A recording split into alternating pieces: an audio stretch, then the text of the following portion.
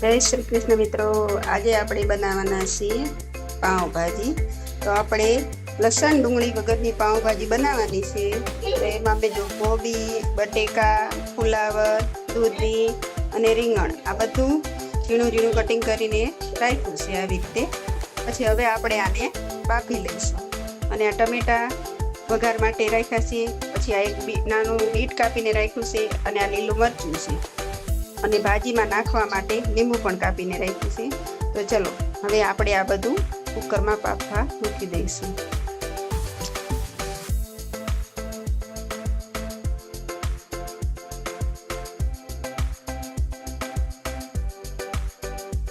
તો મિત્રો આ બધું કુકરમાં ઉમેરી દીધું છે। હવે આપણે આ જે નાનું બીટ કાપીને રાખ્યું છે એને પણ આપણે અંદર ઉમેરી દઈશું અને આ લીલા મરચાંની હવે આપણે આમાં હળદર અને મીઠું ઉમેરવાનું છે।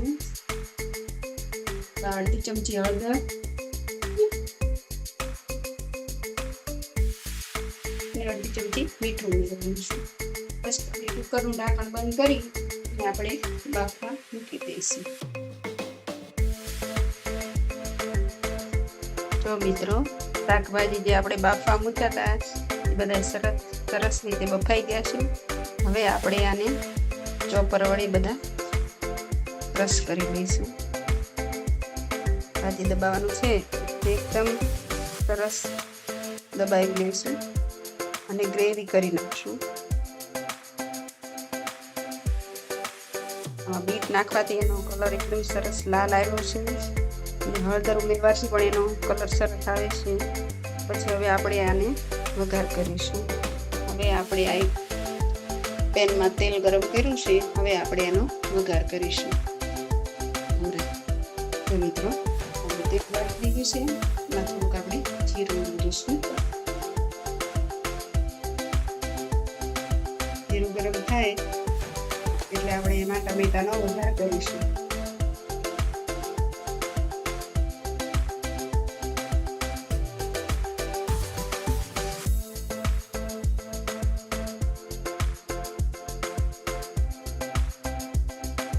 આપણું આવી ગયું છે। હવે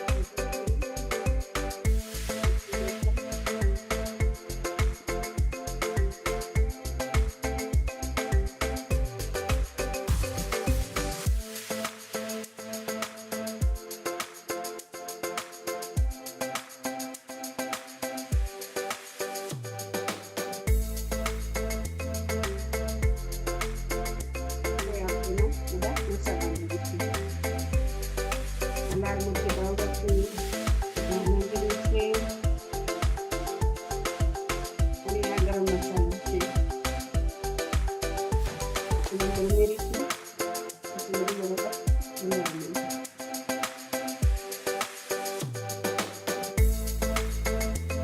હવે જે આ ભાજી બાફીને રાખી છે એને આપણે અંદર ઉમેરીશું।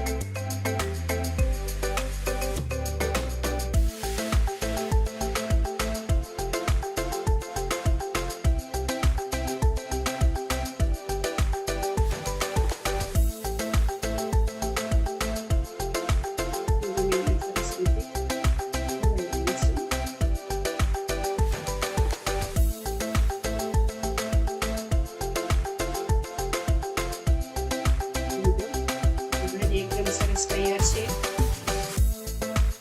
હવે આપણે અંદરથી તેલ બધું છૂટું પડે ત્યાં સુધી એને હળવા દઈશું।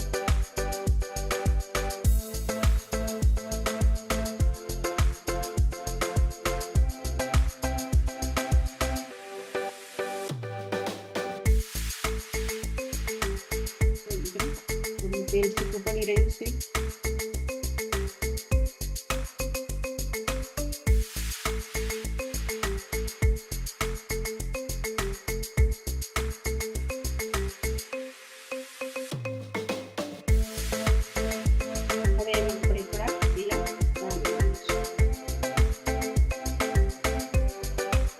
લસણ ડુંગળી વગરની આપણી એકદમ સ્વાદિષ્ટ અને મસ્ત ભાજી તૈયાર થઈ ગઈ છે.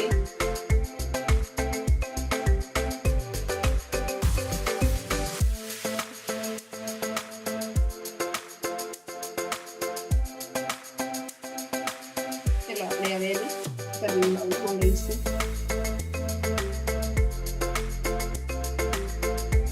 તો મિત્રો, ગરમા ગરમ આપણી પાઉંભાજી તૈયાર છે ખાવા માટે. તેમાં લીંબુ છે, પછી આ કાકડી અને કોબીનો સંભારો કરીને રાખ્યો છે, અને આ ભાખરી બનાવીને રાખી. ભાખરી જોડે ભાજી ખાવાની ખૂબ જ મજા આવે છે. તો આ લસણ ડુંગળી વગરની પાઉંભાજી તમે એકવાર ઘરે ચોક્કસથી બનાવજો, અને સરસ અને એકદમ સ્વાદિષ્ટ બનશે.